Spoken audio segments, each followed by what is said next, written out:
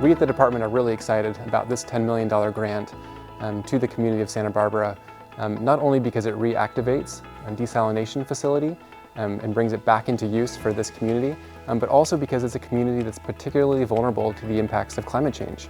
When you live in a Mediterranean climate, particularly as you start to face a lot of the impacts of climate change, it's extremes.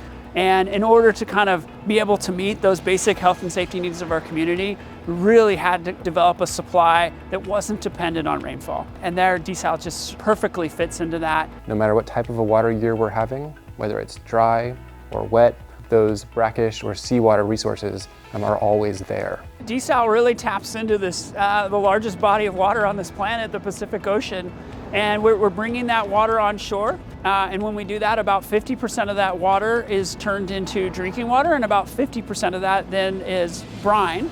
That brine is about twice as salty as the ocean.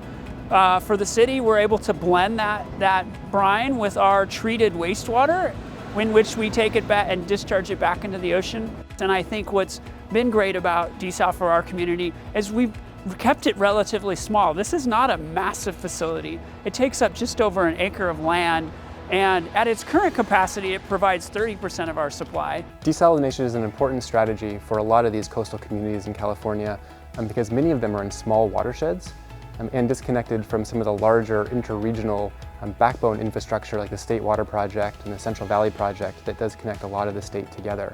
And so being able to come up with local, regional strategies for water resilience is even more important in these areas. I think there's a lot of misinformation out there about desal plants, particularly ones our size. And one of the big focuses has been the energy. Energy is probably the biggest environmental impact of desal. And this community made a decision in 2021 to power this facility and all other water resource facility with 100% carbon-free power. So we can stand here and look at the impacts of the facility and know that it's not contributing to greenhouse gas emissions. And it just adds to this diverse portfolio that allows us, depending on our water supply situations, to shift where our water is coming from. Given that we are expecting significantly less water available for California communities and the economy in the coming years, that we need really an all-of-the-above portfolio approach to developing new sources of supply. And desalination is really a fundamental key piece of that portfolio approach.